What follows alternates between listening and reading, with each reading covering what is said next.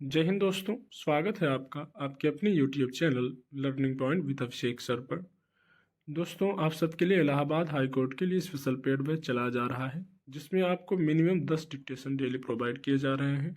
Morning में live session भी attend किया जाता है 6 बजे। इसके अलावा आपका जिस पत्रिका से संसदीय मैटर पिछली बार स्किल टेस्ट में बोला गया था, वो आपका आधा कंप्लीट हो चुका है।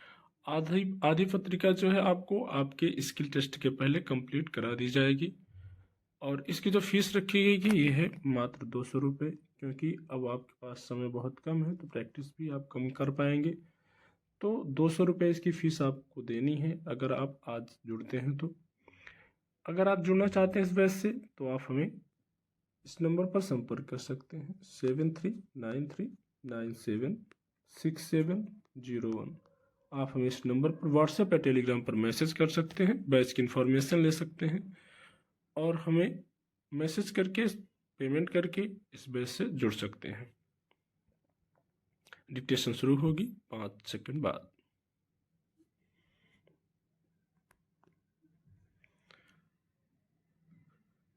दिल्ली में गुरुवार को मुख्यमंत्री के रूप में रेखा गुप्ता के शपथ लेने के बाद यह साफ हो गया है कि भारतीय जनता पार्टी एक स्पष्ट संदेश के साथ काम करना चाहती है।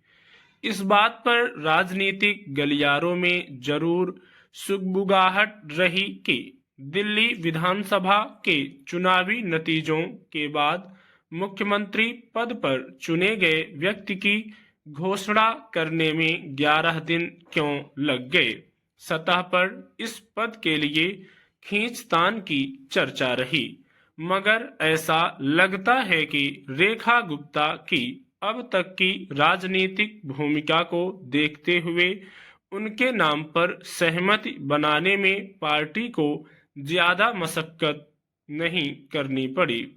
जो हो, अब मुख्यमंत्री पद की शपथ लेने के साथ ही रेखा गुप्ता के सामने जितनी बड़ी चुनौती इस जिम्मेदारी के निर्वहन की है, उसी के समांतर जनता की नजर उन वादों को पूरा किए जाने पर भी रहेगी जो चुनावों के दौरान भाजपा की ओर से किए गए थे। गौरतलब है कि दिल्ली चुनावों के दौरान यमुना का पानी और उसकी सफाई एक बहुप्रचारित मुद्दा बनी थी।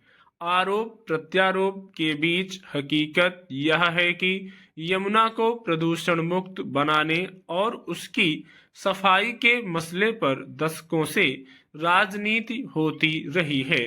अमूमन हर पार्टी ने सत्ता मिलने पर यमुना को स्वच्छ बनाने के बड़े बड़े वादे किए, लेकिन आज भी यह नदी बेहद दयनीय हालत में है और जिसका पानी नहाने लायक भी नहीं है। यह देखने की जरूरत होगी कि दिल्ली की नई सरकार यमुना को एक स्वच्छ नदी के रूप में जीवन देने के लिए कितनी ईमानदार इच्छा शक्ति के साथ काम कर पाती है। इसके अलावा पूर्व सरकार की ओर से जनता के लिए चलाए गए कल्याणकारी कार्यक्रम, स्कूली शिक्षा, भ्रष्टाचार पर रोक, आबकारी नीति, दिल्ली में भयावह स्तर तक के प्रदूषण और बुनियादी ढांचे को दुरुस्त करने जैसी चुनौतियां मुंह बाए खड़ी हैं, जिन पर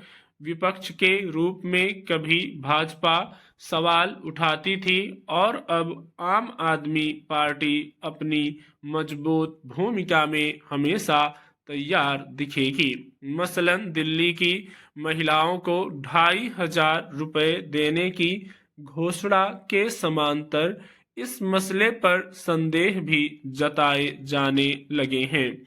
यूं मुफ्त की योजनाओं पर अक्सर सवाल उठाए जाते रहे हैं, मगर दिल्ली में बिजली, पानी आदि सेवाओं के अलावा बसों में महिलाओं की मुफ्त यात्रा, आयुष्मान भारत की सुविधा जैसी कई योजनाओं के अलावा उपराज्यपाल के साथ तालमेल के मामले में नई सरकार की नीतियों पर सबकी नजर रहेगी।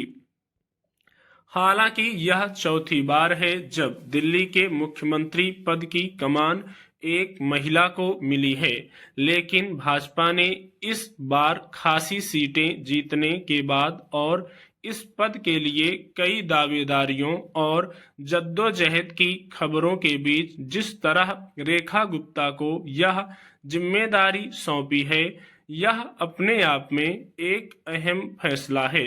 अब सत्ता संभालने के बाद भाजपा और नवनियुक्त मुख्यमंत्री के सामने एक बड़ी चुनौती यह भी होगी कि आम आदमी पार्टी के शासन को उन्होंने जिन सवालों पर कटघरे में खड़ा किया था, जनता से जो वादे किए थे, उनको पूरा करने के प्रति वे कितनी मजबूत इच्छा शक्ति के साथ काम कर पाती हैं।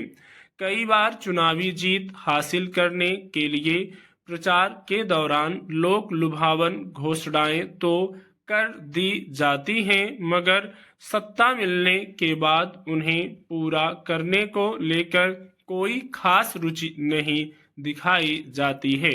ऐसे में यह देखने की बात होगी कि दिल्ली में शासन की कार्यकारी शक्तियों की सीमा में नई मुख्यमंत्री यहाँ वैसी किन नीतियों पर चलती हैं जो उन्हें पिछली सरकार के मुकाबले अलग ठहराए। स्टॉप।